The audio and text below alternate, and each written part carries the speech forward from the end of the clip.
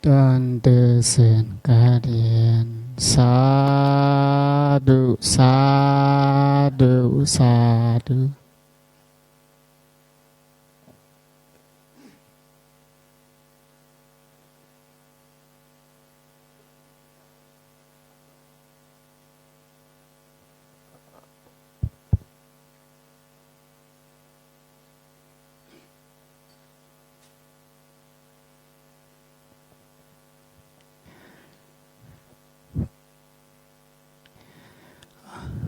Okay, good evening, everyone.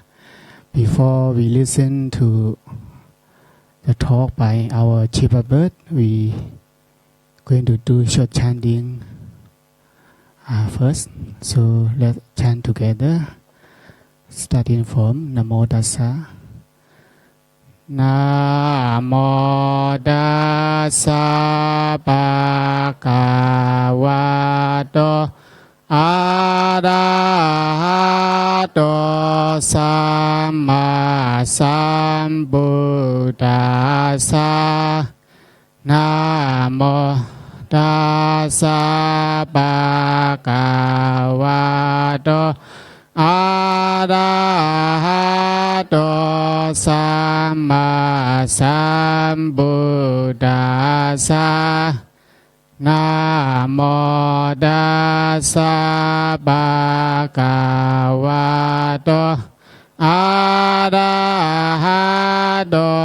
Samma Sambuddhassa.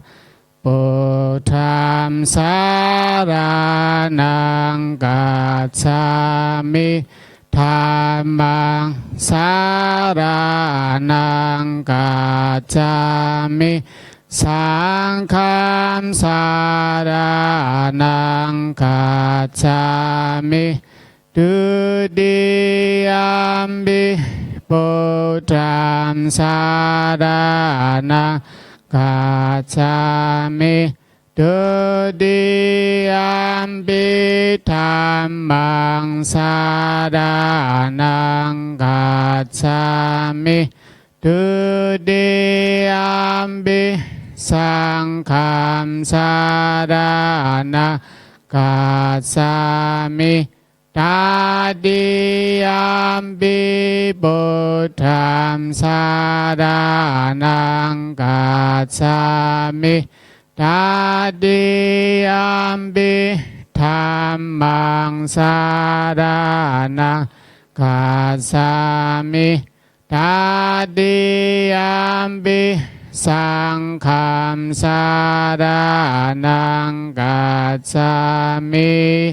Iti piso bhagava arahang samma sambuddho vesa sarana sampanno sukato lokavidu anuttaro Purisa Dhamma Sarati Sada Dewa Manusanam Buddha Bhagavati Swakato Bhagavata Dhammo Sandetiko Akali ko ehi basi ko opanayi ko pasatang vedita pavinyuhiti sopatik pano bhagavato Sawaka sangko usopadipanno bhagavato Sawaka sangko nyaya padipanno bhagavato Sawaka sangko Sami se patipanno ภะคะวะโตสาวกสังโฆยะติตังสัตตาริปุเรสายุกานิอัตถปุริสาปุกาลาเอสะภะคะวะโตสาวกสังโฆอาหุเนโยปาหุเนโยทักขิเนโยอันสาลิการานิโยอนุตารัมปุญญาเขตังโลกัสสาติภาวะตุสัพพมังคารัมรักขันตุสัพพ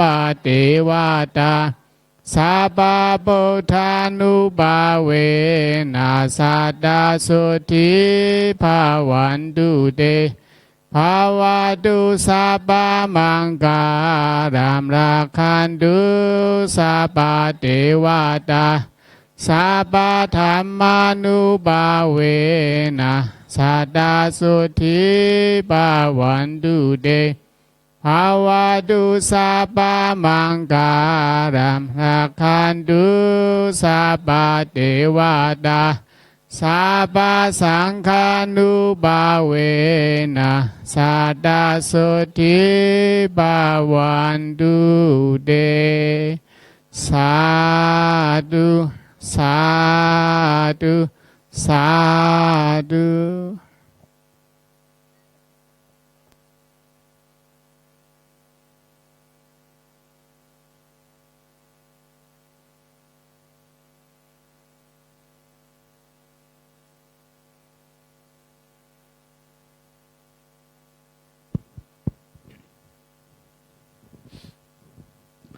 This evening, I'd like to reflect on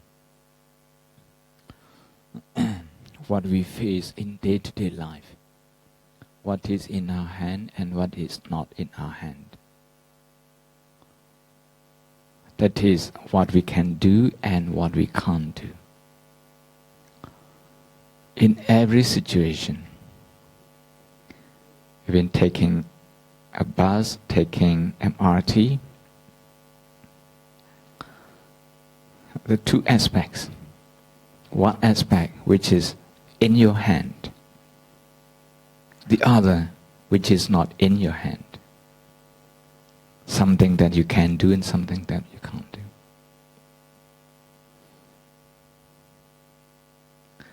There are people who think they are in total control of their life. I just would like to remind them that there are aspects in our life that we can never be in control. Knowing what is in our hand and what is not is the Buddhist wisdom. Buddhist wisdom that goes through, everything wholesome, that goes through everything that we consider possible. In other words, when we talk about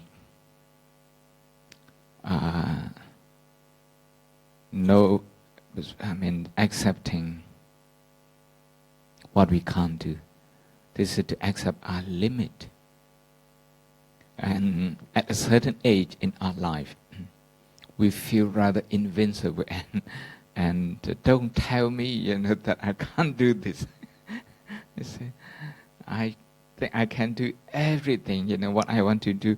1, 2, 3, 4, 5, you have a long list and you tick every box. So in that situation, in that kind of circumstances, the last thing you want to know is something that you can't do.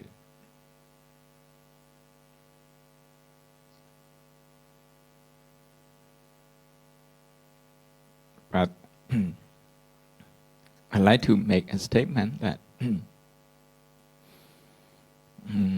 before we accept our limit, we cannot really do much. We have to accept our limit first. Something that we can't do, something that we just have to live with. I'd like to elaborate on this, with how the Buddha took off in his missionary life. When he reflected on the truth that he had realized after his enlightenment,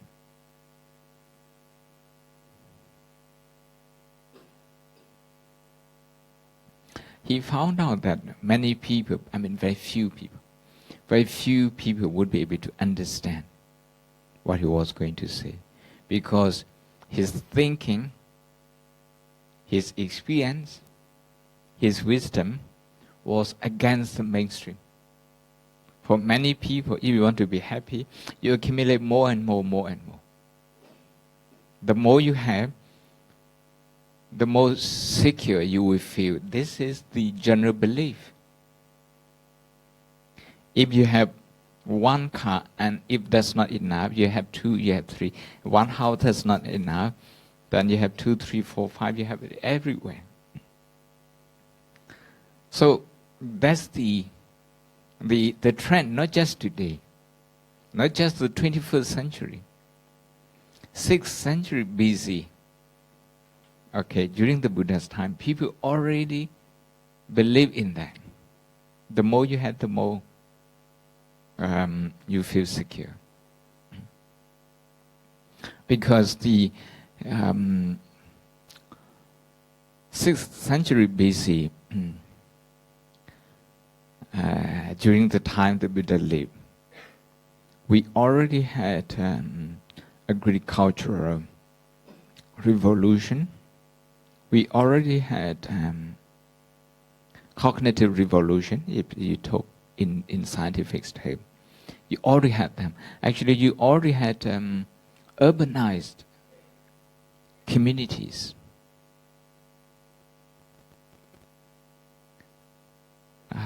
Some sort of industries. They were already there. So, compared with life before that, people actually had more, and the settlement was getting bigger. You can see in some of the suttas, bypass, how some of the communities, the town, how they were prosperous, how they were big, how people were educated. And in those places, the Buddha gave long discourses. Long discourses, like the places near Delhi where the Buddha taught the Satipatthana Sutta and other long suttas. Meaning the prosperous economic situation help people to advance socially, intellectually. So in that kind of situation, we feel that we can do everything.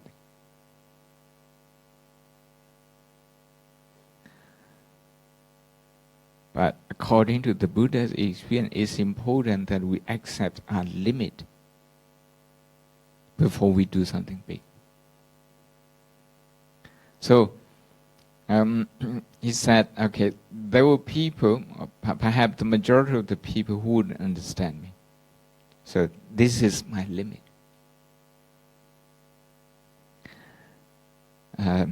If you put leaves in your hand, in your palms, the leaves in your palm, in your hand, and the leaves in the forest, the number is just incomparable. In your hand, it's just so tiny compared with those in the forest. On another occasion, the Buddha said, look, the dust in my hand and the dust on the ground. Which is many? You just cannot compare. So perhaps sometime in certain situation, what we can do is only this much. And to accept this is a pain. Is a pain on human psychology. We just don't want to accept this. We want to delude ourselves that we can do it. We can do everything. So after the Buddha accepted his limit in, shall we say, regarding the number of people who would be able to understand him, then he set out to teach, to help people, day and night, everywhere. And he set out the teaching in such a way that it was very different from any teaching previously. The teaching in India before that, they were confined to a certain group of people, a certain caste, like that. But the Buddha said, the teaching that he has, that come from his own personal experience, is workable to people from all walks of life. So this is a very ambitious one.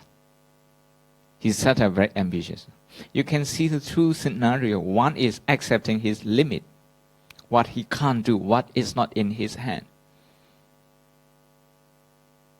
But on the other hand, yes, after he has accepted the limit, he comes to see a huge potential, huge, shall we say, I don't want to use the word endless, but almost endless opportunities to help people.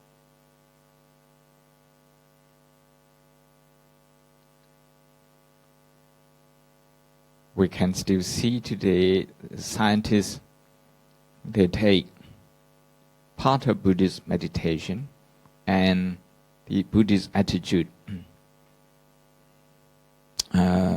training into that scientific research and how they're benefiting the world at large. We can just before I came I was reading something about positive psychology, and I can recognize a lot of the qualities they mention, because positive psychology just started about this year 2000 or 1998, and so it's less than 20 years.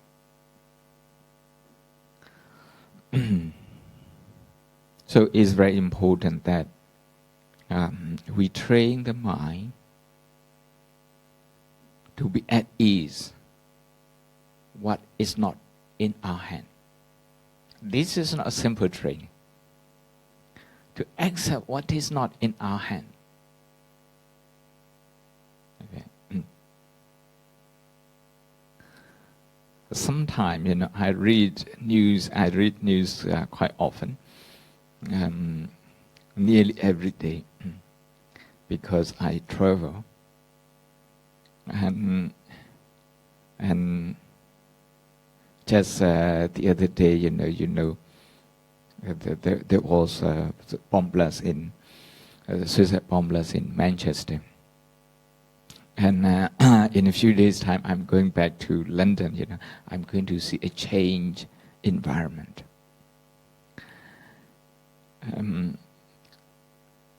A few months ago, when there was an attack in London, and the police informed institutions, something like our temple and churches and mosques and social institutions, school and this. The police inform you that be on the lookout, take care of yourself. The police are accepting that limit. And you can apply this to American president, the most powerful man, in any office in the world. Being American president, we don't really understand as an outsider. But someone who occupies the White House, there will be frustration every day because of the limit. Because of the limit. Rightly or wrongly, okay, the current president, what he wants to do. He hasn't got his way, rightly or wrongly. And so, in coming back, if we apply this to our body, shall we apply this to our body first? It's not possible for this body not to fall ill, not to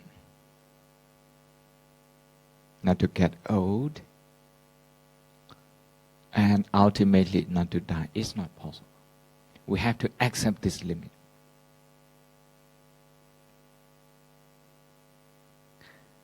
This is against the ordinary thinking. This is something that we want to ignore, that we want to be able to tell ourselves that it doesn't happen. It will not happen. We just don't want to think about this. But the Buddha said this is very important. If you do not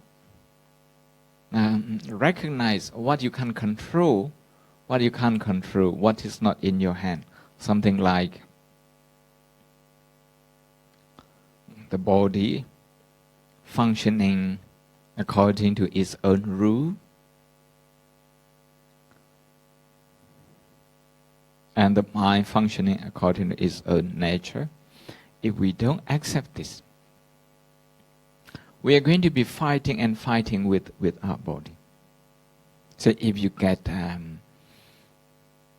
cold, for example, if you get cold, because you don't expect that this body can be like this, can experience this kind of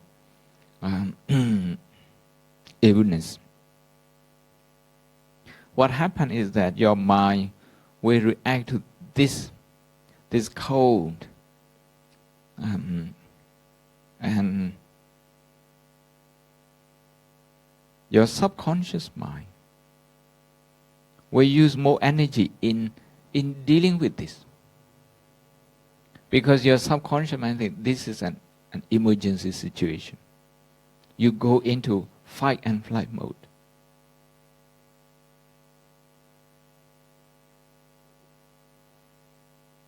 Because you don't accept that the body sometimes can feel like this.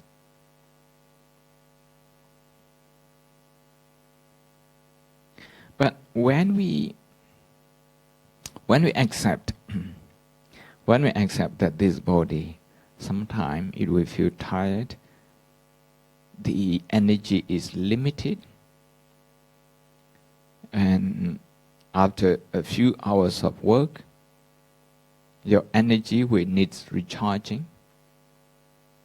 If you are mindful of this fact, if you are mindful of this limit, then when the body feel exhausted, you're not going to fight with exhaustion. Instead of fighting with exhaustion, you will recognize that you will use that opportunity to develop compassion for the body. By developing compassion for the body, you are actually preserving the physical energy.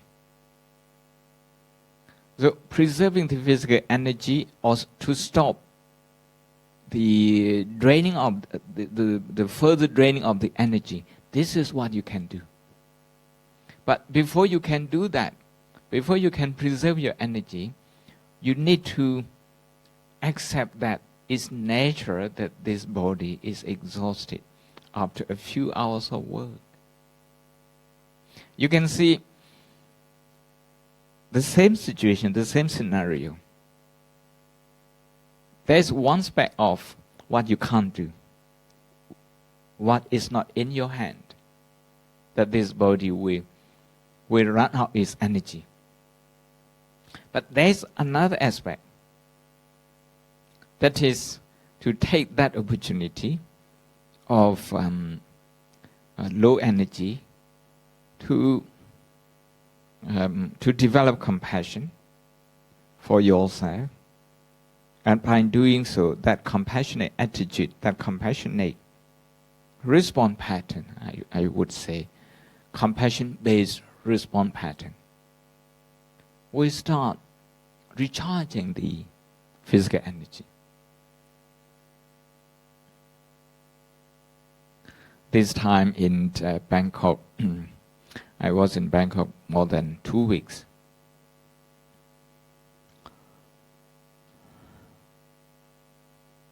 First, a day after my arrival, we had a 10 days retreat, but 2.5 hours, maybe 3 hours from Bangkok.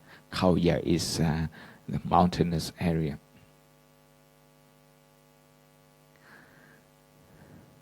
When people in Bangkok go to bed, we are still working in London. When they get up, that's the time we have to go to bed. So in the morning, when people get up to go for meditation, early meditation, that's the time, I have to go to bed in England. And that means physically, I had to struggle. I would get maybe about 2 hours sleep, at night, and then I need to join the early morning meditation session. And after that, I would have about 4 to 4.5 hours of individual interviews. And then I had Dhamma talks as well. I have learned, through the experience, the energy. Of course, my doctors, they always say, you need 7 hours, 8 hours sleep. But we don't get that privilege all the time. We don't have that luxury all the time. Especially if you go around the world quite often. More than 2 weeks in Thailand, and then because I didn't have a chance to rest. So the body took a lot of time, longer time to adapt. And even when I was in Sri Lanka, after Bangkok, I went to Sri Lanka for UN visa. The body is still,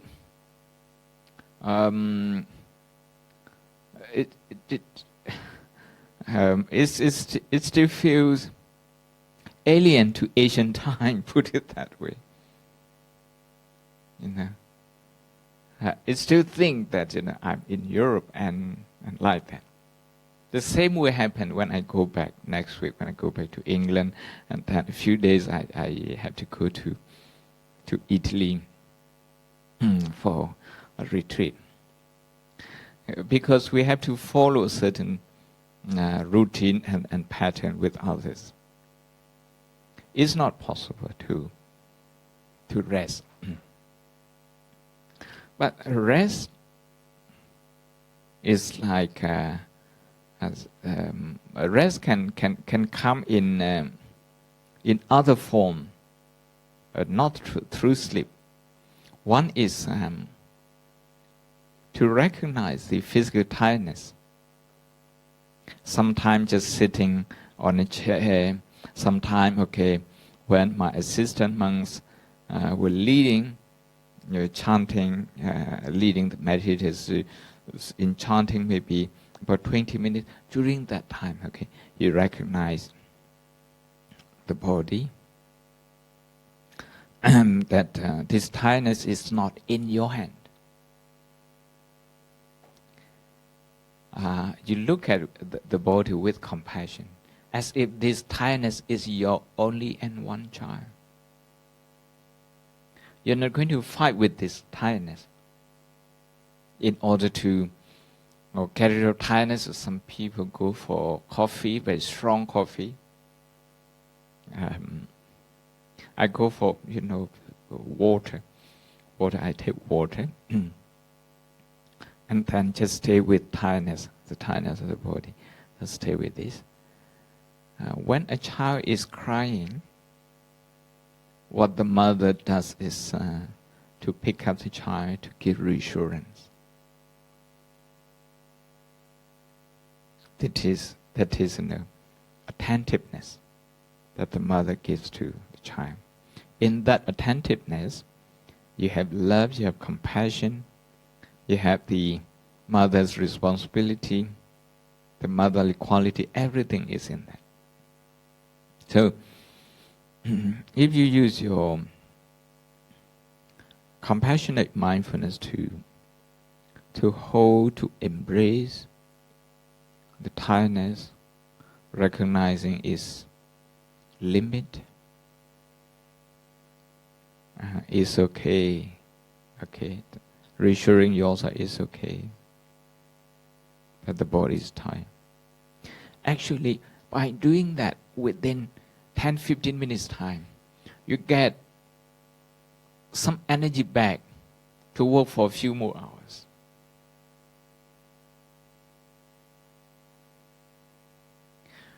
To create that energy is in your hand. But first you need to recognize what is not in your hand. Okay, to prevent this tiredness, this exhaustion, you can't prevent this.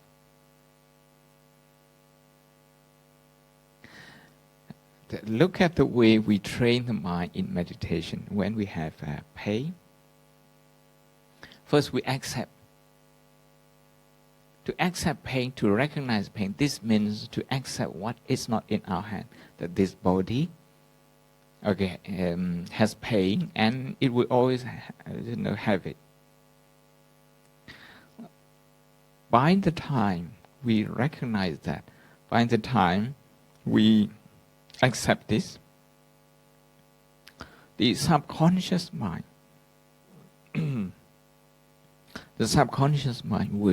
will change its default position. The subconscious mind will also accept this pain. And then when the subconscious mind doesn't automatically react to the pain, to this physical pain, we are not using our physical energy in resisting that pain. So this is one example of how accepting what is not in our hand paves the way to discover what is in our hand. The two are interrelated. A few days ago, when we discussed about the burden of being accepted and being rejected, being accepted and being rejected, they are related. But we see them separately. We feel the pain when we are rejected. We don't see the pain when we are accepted. When we are accepted. And now to expand on that, if you are in a meeting, in a team meeting at work, on a weekly basis, maybe 2-3 times a week, maybe more than team meeting, sometimes maybe board meeting, or sometimes maybe between companies.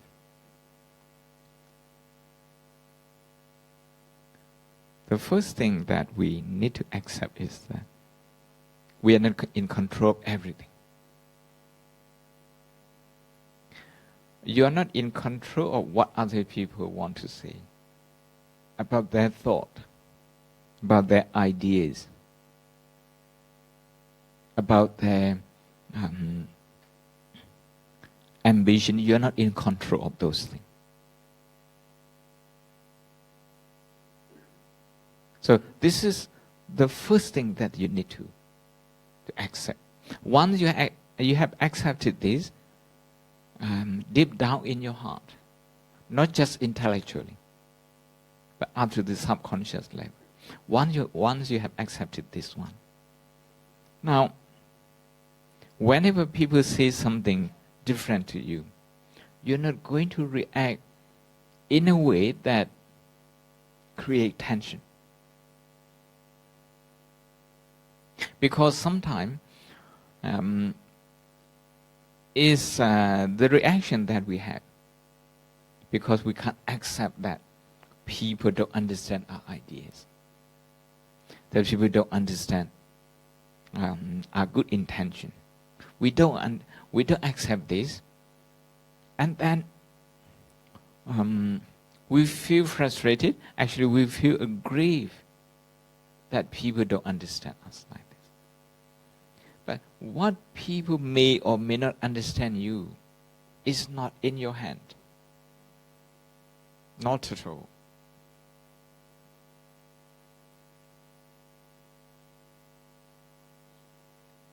What is in your hand is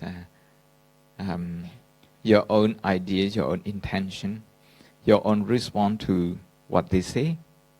These are in your hand. I have mentioned in a few of my talks how top consultants in a hospital in England,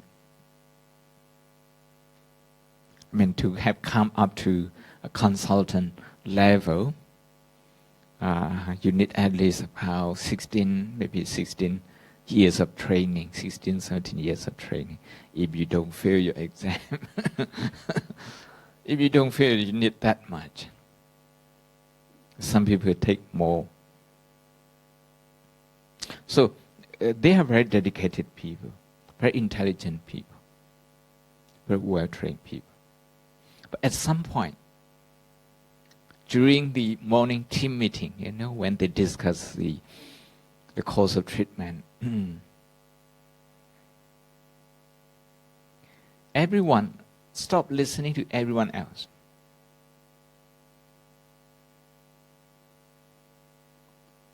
They all have good ideas. Everybody just think about what they want to do and what they can do. They don't accept what they can't do.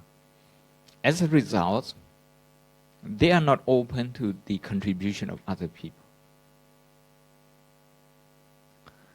All of them, they also take on more than they can do, especially emotionally, because things linger on from the last meeting, from the previous meeting, from the previous meeting.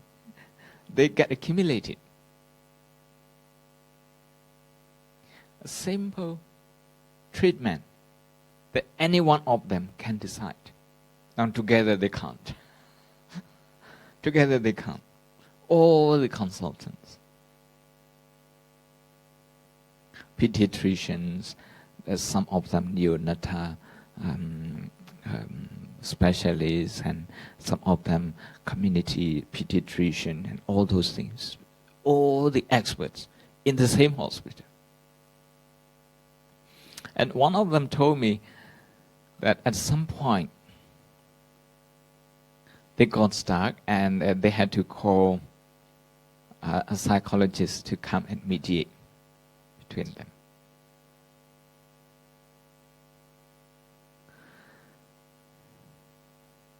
So, my take is that my reading of the situation is that if we don't accept our limit, then it's likely sometime that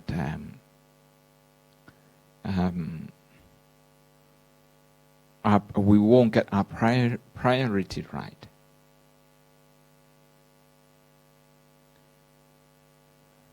We are not talking here about a clinical issue like OCD, obsessive and compulsive disorder. People who want to do things in a very compulsive way. In clinical psychology, you hear about those things very often. Some people, they have compulsive disorder, and if they think something is not hygienic, they will wash the same mug, the same tea mug, many times.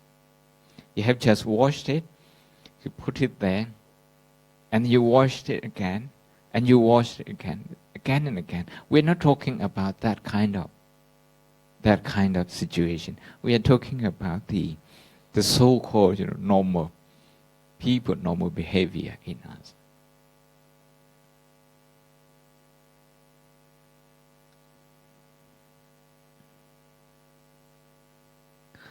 So one day the Buddha said,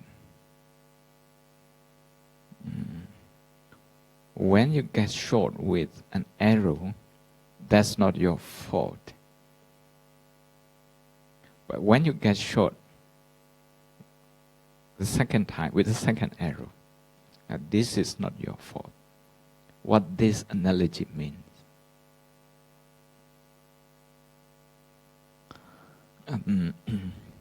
If you go into a meeting or maybe in social interaction, if people say something that you don't like and it upsets you, and this can be understandable. As a non-enlightened being, we have this pain. The degree to which we can keep things in our hand in terms of emotion management, there's still a limit. So we can say that, okay, you get upset. So this is the first arrow that you get shot at. But this one, the Buddha gave us some medicine so that we can heal ourselves, we can heal our wound. We can look at this with, we can recognize this with mindfulness. Okay, this is pain.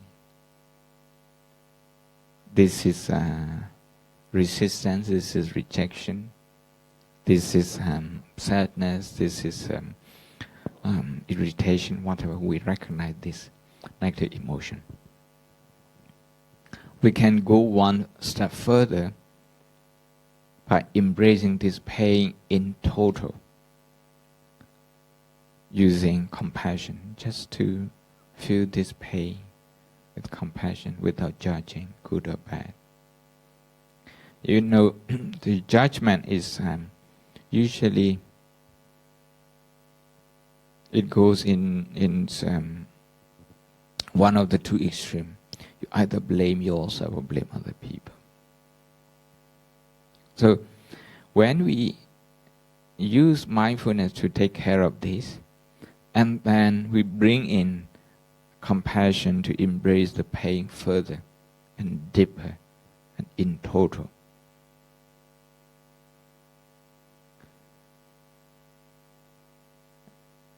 it's very unlikely that you will be hurt with the second arrow.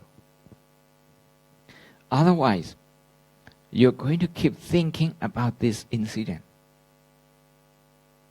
The second time you think about it, this is the second arrow. The third time you think about it, this is the third arrow. The fourth time you think about it, this is the fourth arrow. So many arrows get shot at. being short at it. This is because we are not immediately clear in that situation what is in our hand and what is not in our hand. You cannot prevent somebody shooting an arrow at you. But you can take care of the wound and you can take care of the second. But the second arrow comes from your own making. The third arrow, usually, when people in the meeting, when people say something to disagree with you, that's the time that the emotional reaction and the we call this proliferation, that is, the multiplication of thought. That's how they come up. Let's go back to another easy example. You drive, there is a traffic jam. You have to recognize what is in your hand, what is not in your hand. What is not in your hand is to change the whole scenario. Because everybody is related, every driver is related.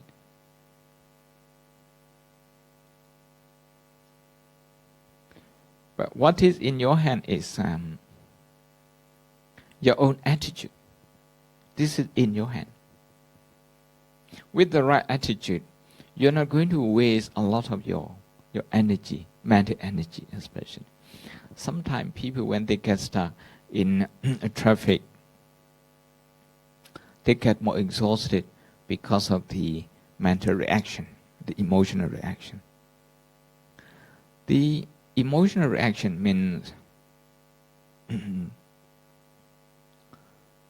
you are using your physical and emotional energy unnecessarily. You're wasting it. You're wasting it. So, if you can keep yourself calm, you accept the situation, you also look at other people, the other drivers are in the same situation like you, then emotionally you are in control of yourself. This is at least what we can do. At least what we can do.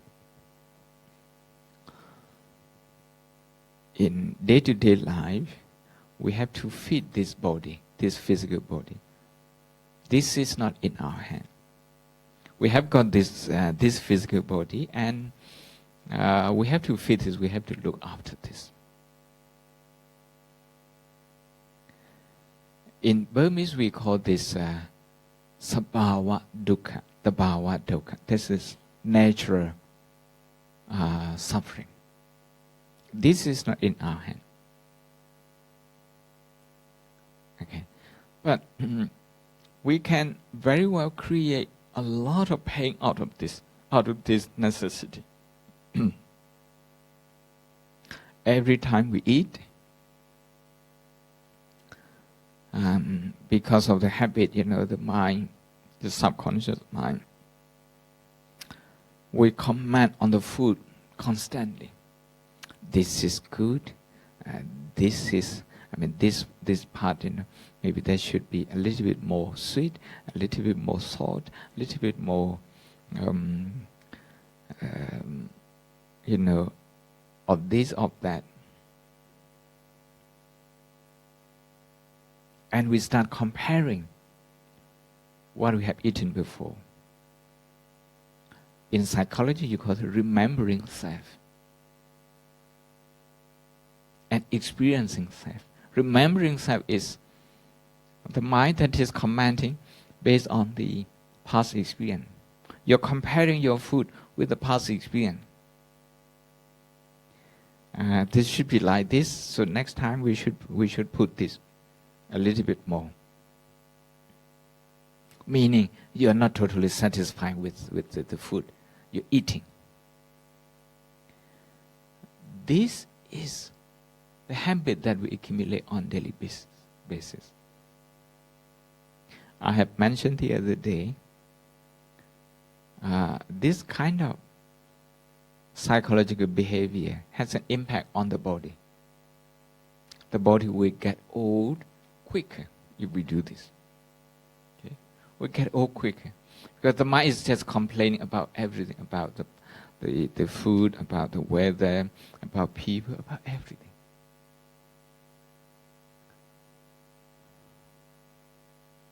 So, what we can't do is not to eat. We can't do this. So we have to eat. But what we can do is, when we eat, so that there is no suffering. Now, when you eat and your mind is comparing what you're eating with what you took the day before, and comparing that, this mind is creating suffering.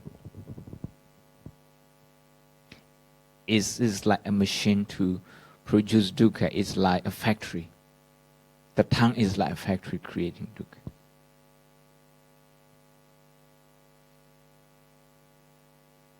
This is up to us, whether we want to take control of this, because it's within our control. Within our control. So, I like to conclude this by referring you to the second sermon of the Buddha, Anatta Lakkhana Sutta. The sutta has 3 parts.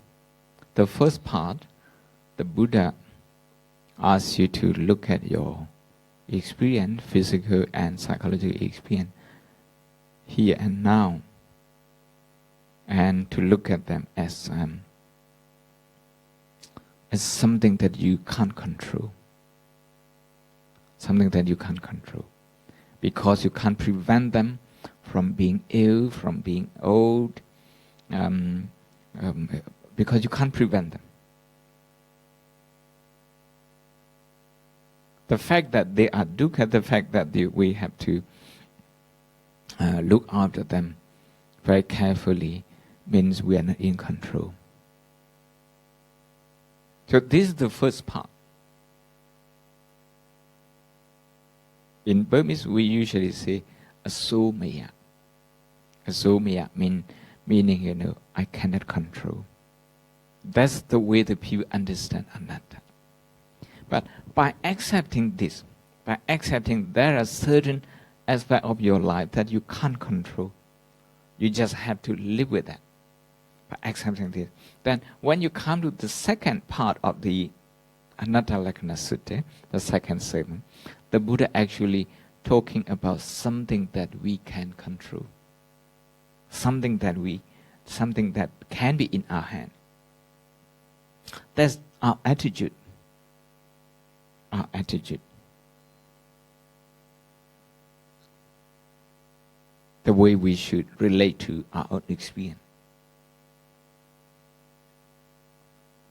This is to look at our experience and to relate it to other people. In other words, to universalize it. Not just me. When you don't get your way, tell yourself, this is not just me. This is not unique to me. I remember very well in 1998 in Ottawa during the retreat. An engineer was arguing we had a long argument. He said, the Canadian Prime Minister, he doesn't have the kind of suffering, the kind of stress and pressure that I have, he said. So,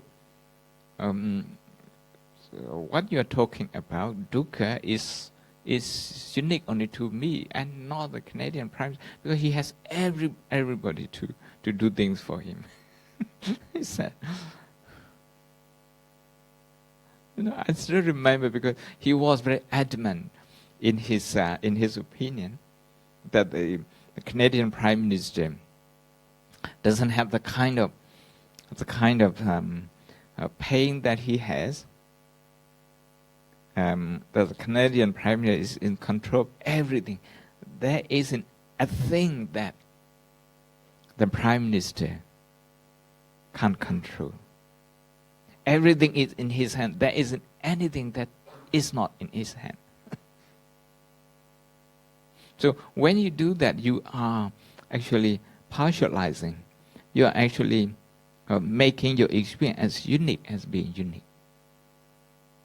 When you do this, you look at people who suffer from certain disease. When they just stay by themselves and when they don't relate to other people, they come to see that they are the only one in this world suffering from this particular illness. So the word anatta, the meaning of anatta, the second one, the first one we have already discussed as being no control. The second one is actually, there are things that we can do not to multiply the pain. There will be a time when people disagree with you, but it is possible. There are things in your hand that you can do, not to aggravate the situation, not to multiply the pain, is possible. That's the second part of the second sermon of the Buddha, Anatta Lakkhana Sutta. In order to do that, the Buddha asks us to question our own subconscious mind. Question our subconscious mind. Is this me? Is this mine? Is this who I am? To question each experience, because each experience, it doesn't last. To talk about complaining about food. Sometimes you go to a restaurant, sometimes at home you complain about certain food. The mind is taking this so seriously that you get so upset with this particular food.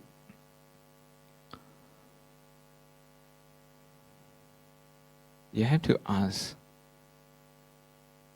the physical side and then the psychological side. The physical side of the food. Is this food me? If your name is Richard, is this food Richard?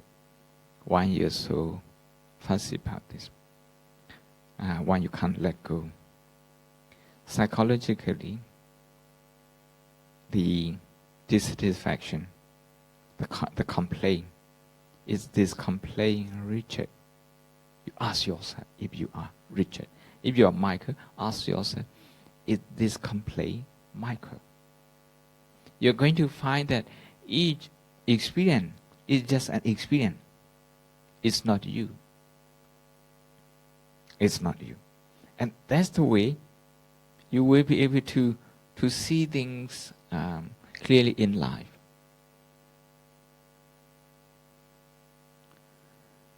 After you have questioned yourself, your own experience a few times like this, now you can remind yourself, this is the third chapter of the Anatta Lakkhana Sutta, the discourse on non-self.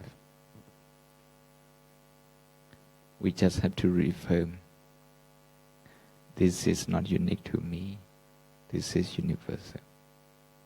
When there is traffic, this is not unique to me. There are many people in Singapore who go through the same experience. You can expand that. This is not only in Singapore, but also in Bangkok, in Rangoon, in London, in Paris, in all the big cities in the world. When you see that, it's a lot easier to take this. This is an attitude. This is about developing acceptance attitude. With this attitude, you're going to cope with the traffic very well. If the traffic delays you, if the traffic delays you for 30 minutes, you will only lose out 30 minutes. But more people, they lose more than 30 minutes. Because the hanging over effect. Okay, you get home and there's still a hangover from the traffic and like that. And we're just talking about the traffic. If it's something, an argument between people, between family members, between neighbors, between colleagues, then the hangover will last longer. But this is something that is in your hand, and you're not aware that that is in your hand because you have not trained yourself to accept your limit. So when the Buddha taught us to see that everything is changing, this is not in my hand. Everything is like this, non-self, I can't control, it's anatta, this is not in my hand. Actually, the Buddha is teaching us to take control of the part that is in our hand. That is in our hand.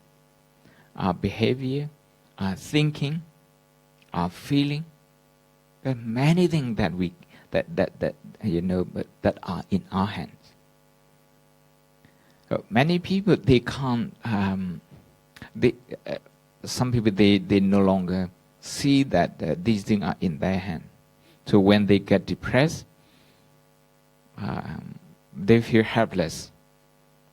Subconsciously, they think this is not in their hand anymore. So they look for other outlet. Some people think the solution is in a beer can, so they go for beer. For alcohol, some people go for drug, like this.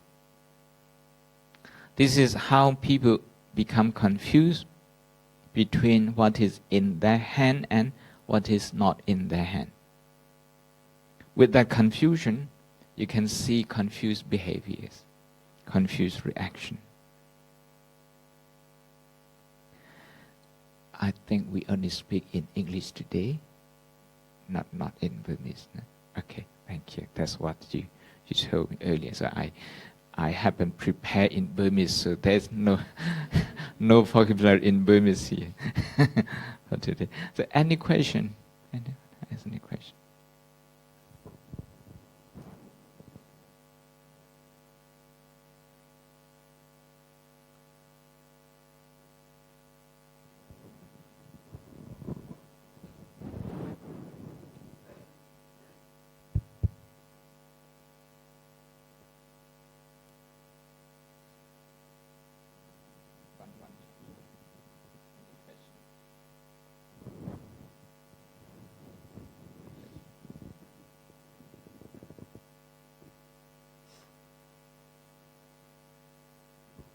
What what I've been saying is that this is for children.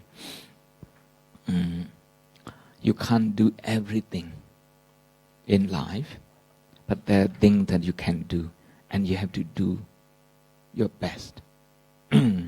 When you limit, when you focus on something that you can do, and forget about what you can't do, then you're going to be number one in what you can do. We don't need to do everything. We have to give opportunity to other people to do things as well.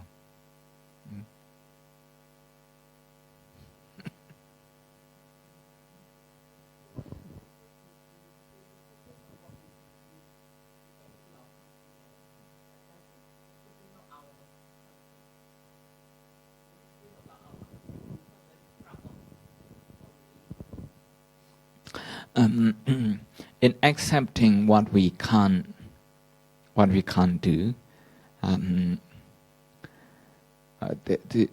what we talk about conceit or confidence, these are all attitude.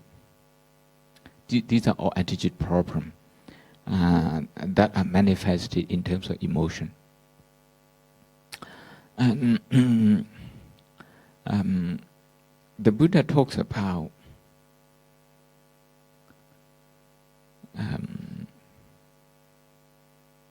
reminding ourselves of our limit.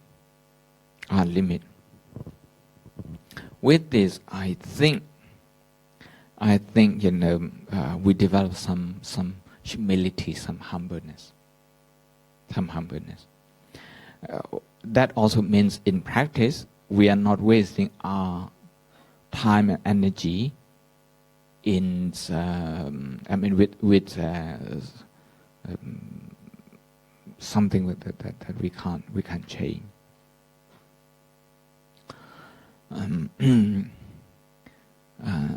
Regarding what is not in our hand or what we can't do,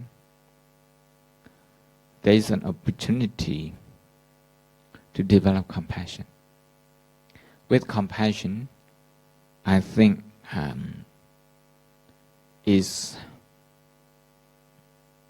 we can consider that as an antidote to conceit. Now, if we focus on what we can do, yes, we develop confidence. But here, the whole teaching of the Buddha is teaching us to relate to the wider world. Anatta, when we say the wider world, anatta means universality. So when we relate to the wider society, actually, if we do this constantly,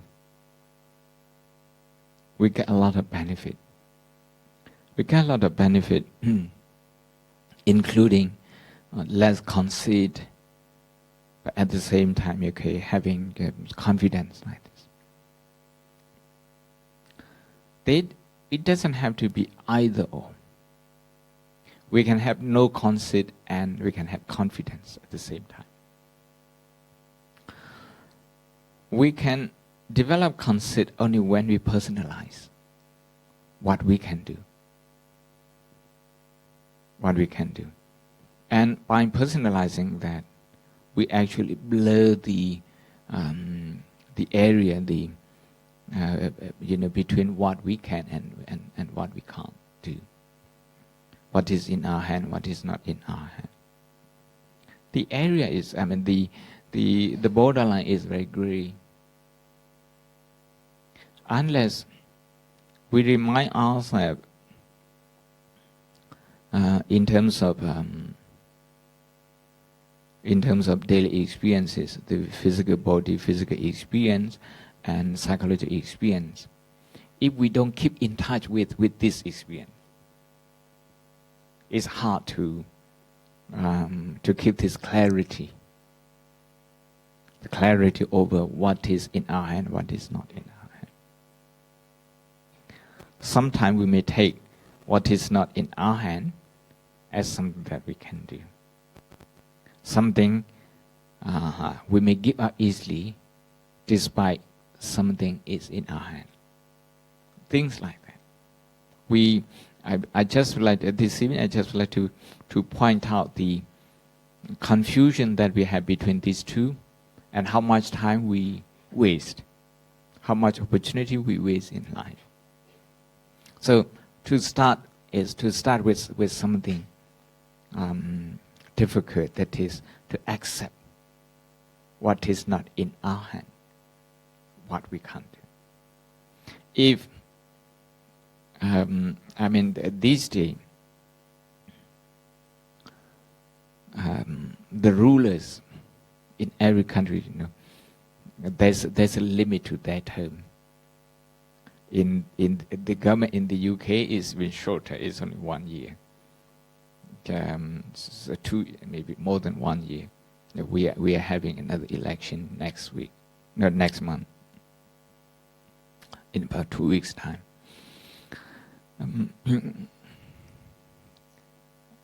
They have to prioritize what they can do, and they have to accept what they can't, given the limit of the budget.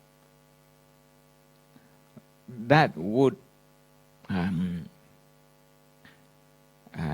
be the basis of their success and failure. Success and failure. To accept that our life is limited, our time is limited.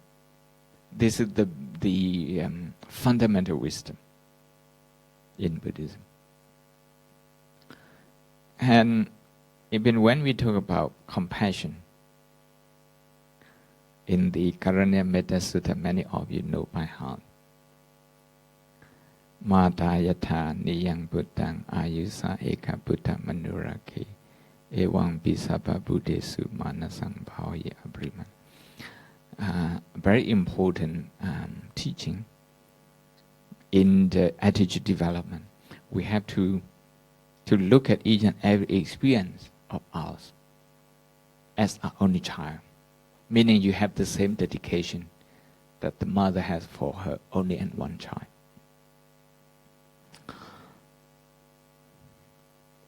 And we should expand and expand this quality to all beings. Can we do that? What the Buddha is saying is that psychologically is within what we can do, is in our hand. Physically, verbally, is not within our hand. That's why the text says manasang bhawaya, that's in our mind. In our mind, we have to have the capacity to feel everyone's pain. We just need some practice. Some people need a little bit more. But I would say this mental training is a lot easier than many other things. Some people have been to a meditation retreat just maybe 3 or 4 times, each time 10 days. 3 times just 30 days, 1 month. 1 month, you can't train in any profession, you can't do it. But if you train in meditation for 30 days, some people, they become expert. They can change their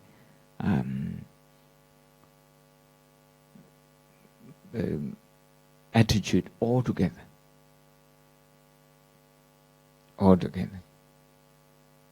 this is in our hand. This is very easy. Meditation is very easy. You train to be a nurse, it take many years. If you give about 10% of that time to do meditation, you're going to be an expert in meditation. 3 years, you just know the basis of nursing. 5 years, 6 years, you just know the basis of being a doctor, an engineer. But if you do meditation for 5 years, the amount of time you spend learning engineering, you see, compare with other training, the mind training is a lot easier. The thing that the sticking point is, we don't accept our limit. We don't see what is not in our hand. This is the point. When we don't see this, we miss a lot of what is in our hand. We just can't see it. We just don't see it. Because we busy ourselves with things that we can't do. It's a futile effort.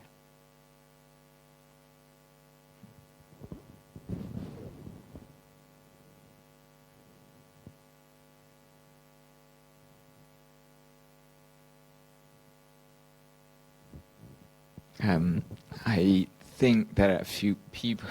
I thought not to speak in Burmese. I just give summary in Burmese. If you don't mind, maybe about 5 minutes, 10 minutes. ဒီနေ့ညပြောလိုတာကကိုယ်လက်ထဲမှာရှိတဲ့အရာနဲ့ကိုယ်လက်ထဲမှာမရှိတဲ့အရာကိုလုံနိုင်တာနဲ့မလုံနိုင်နေရာတိုင်းမှာဒီနှစ်ခုရှိတယ်လုံနိုင်တာနဲ့မလုံနိုင်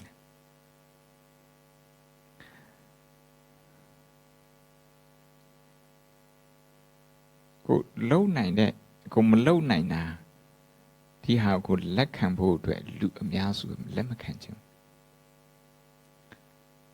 လက်ခံရမယ်ဆိုရင်အဲ့ဟာကြီးအရင်စစ်တဲ့ကြစရာကြီးဖြစ်တယ်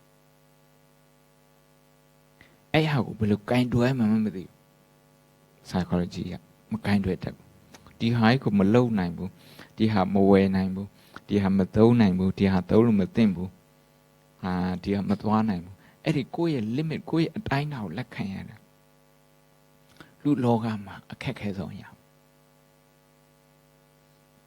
ခက်ခဲဆုံးရကိုယ့်ရဲ့ဒီမလုံနိုင်တဲ့အတိုင်းအတာ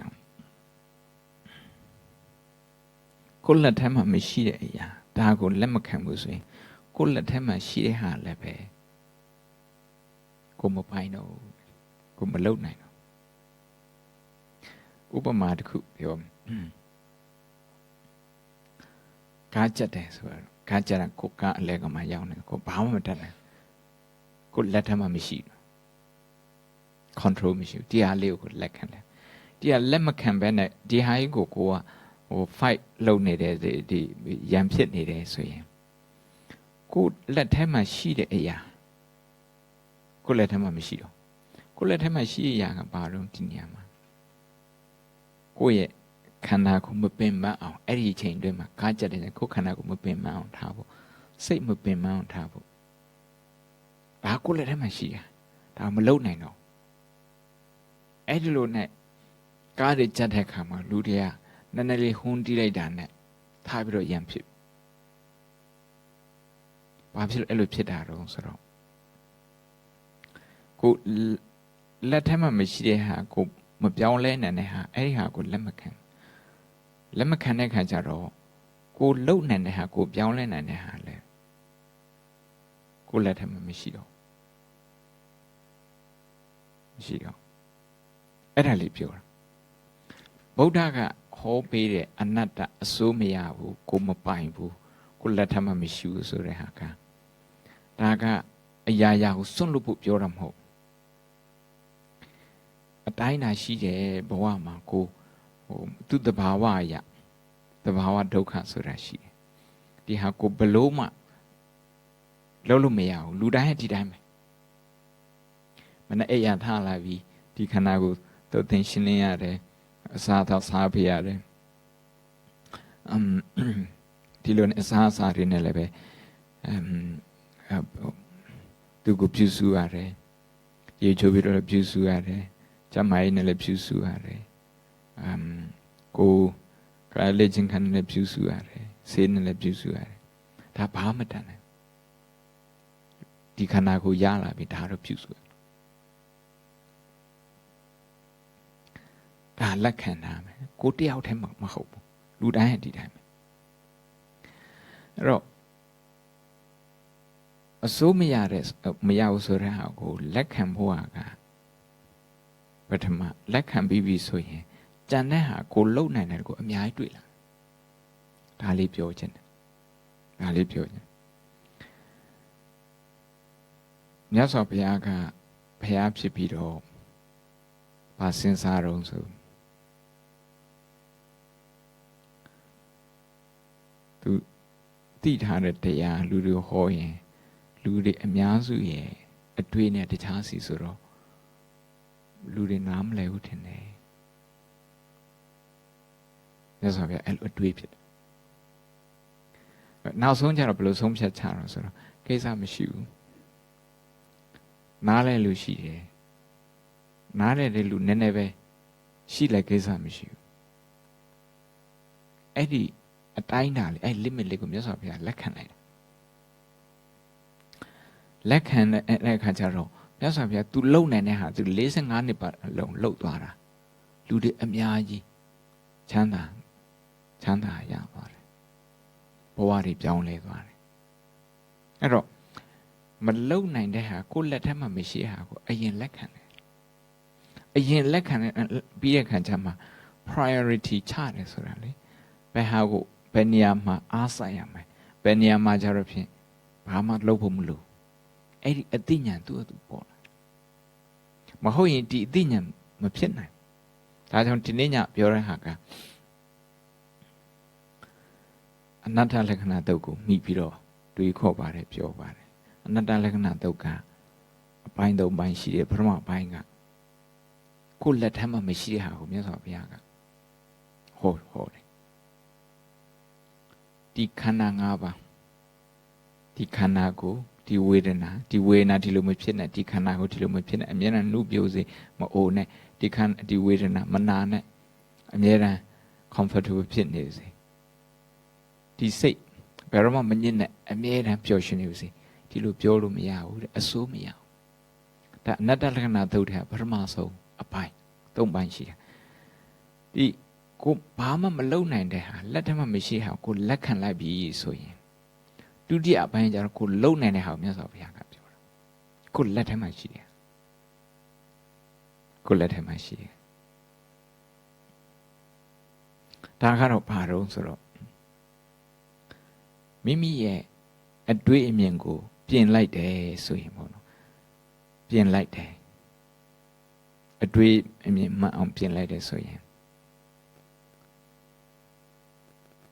သူဖြစ်လာမဲ့ဒုက္ခသူမဖြစ်တော့ဖြစ်လာမဲ့ပฏิပတ်ခအလုံးမှဖြစ်လာမဲ့ပฏิပတ်ခကားမောင်းနေတယ်ဖြစ်လာမဲ့ပฏิပတ်ခအိမ်မှာဖြစ်မဲ့ပฏิပတ်ခသူမဖြစ်တော့ဒါကြတော့မိမိရဲ့လက်ထဲမှာကိုလုံနိုင်တယ်ဖြစ်သွားပြီဒီလုံနိုင်တဲ့ဟာကိုမြင်ဖို့အတွက်မလုံနိုင်တဲ့ဟာကိုအရင်လက်ခံရမယ်ဒါကိုအသိပညာလို့ခေါ်တာနော်ဒီအသိပညာကအနတ္တပေါ်မှာအခြေခံတယ်အနတ္တအများစုနားလဲတာတော့ပုဂ္ဂိုလ်တ attva မဟုတ်ဒီလိုမဟုတ်ငါမဟုတ်ဘူးဆိုတာအဲ့ဟာကတရားအရန်ရင့်မှနားလဲတာဒီနေ့ပြောတာကအခြေခံလေးပြောတာအနတ္တကိုအခြေခံလေးပြောပထမဆုံးအနတ္တကကိုလက်ထမှာမရှိတဲ့ဟာကိုမပိုင်တဲ့ဘာမလုပ်နိုင်တဲ့ဒါအနတ္တဒီခန္ဓာကိုမအိုနဲ့မနာနဲ့ပြောလို့မရဘူးကိုလက်ထမှာမရှိဘူးအနတ္တနောက်ဒုတိယအနတ္တကိုလက်ထမှာရှိတယ်ဒါကဘာလို့ဆိုတော့ဒီနာကျင်မှုတစ်ခုစိတ်နာကျင်မှုတစ်ခုဖြစ်လာပြီဆိုရင်ငါပဲရှိတယ်ငါပဲဒီလိုဖြစ်တယ်သူများမဖြစ်ဘူးအဲ့ဒီလိုမြင်တဲ့အမြင်ကိုပြောင်းလိုက်ပါတဲ့ဒီလိုစိတ်တန်ရထန်ချက်မျိုးဒီလိုအလိုမပြည့်တဲ့ဟာမျိုးငါတယောက်တည်းမကဘူးနေရာတိုင်းမှာရှိနေတယ်အဲ့လို universal experience universalization အဲ့လိုမြင်အောင်ကြည့်ပါအဲ့လိုမြင်အောင်ကြည့်ဒါကတော့ကိုယ့်လက်ထဲမှာရှိတယ်ဒီလိုမြင်အောင်ကြည့်ရင်လည်းဆိုရင်လောကရဲ့ထဲမှာသူကနေစရာအရန်ကောင်းပါတယ်တဲ့ချမ်းသာမှုတွေရတယ်ဒုက္ခတွေနည်းပါတယ်ဒါကြောင့်ကိုယ့်လက်ထဲမှာရှိတဲ့ဟာနဲ့ကိုယ့်လက်ထဲမှာမရှိတဲ့ဟာဒါကိုခွဲခြားသိမြင်ဖို့အတွက်ကကိုယ့်လက်ထဲမှာမရှိတဲ့ဟာကိုအရင်လက်ခံပါအနိစ္စဒုက္ခအနတ္တပြောတာဒါကိုယ့်လက်ထဲမှာမရှိတဲ့ဟာကိုအရင်ဆုံးလက်ခံခိုင်းတယ်ဒီဟာကိုလက်ခံပြီးတဲ့အခါကျမှလောကရဲ့ထဲမှာလောကကြီးအကျိုးအတွက်ရောလူအများအတွက်ရောကိုယ်အတွက်ရောလုံနိုင်တာအများကြီးရှိတာကိုတွေ့ရလိမ့်မယ်အားလုံးချမ်းသာကြပါစေအာတုသာတု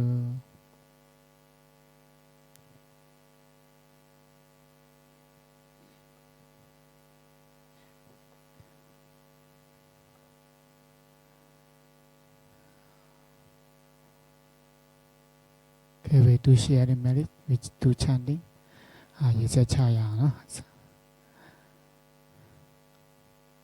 ကုသိုလ်မိတိ၌မေယမေနာမောက္ခဆရာတက ไลสร้างบารมีมาหลายแสนกำพาดังเสดังลงนายเสมพีเสมสางเสมชาติเสมกุลไว้ในอาสัตดาวะในสัจจาวาเลอานันดาสัจจาวาเลดังเสงแคนดอหมหมสมสมสาธุอนุโมทนาไลหับกุโสพรดีเพ่งเป็นกันเสงเสงเสกามดิคาโนสาธุสาธุสาธุตานาเมียศีลาเมียภาวนาเมีย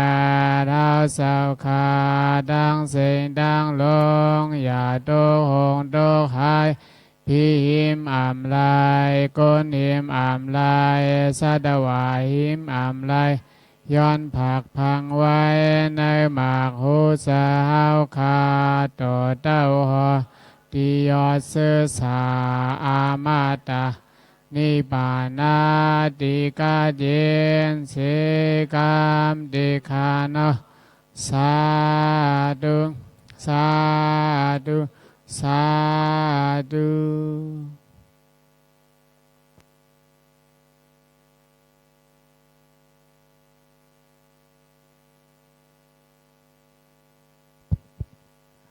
Saturday same time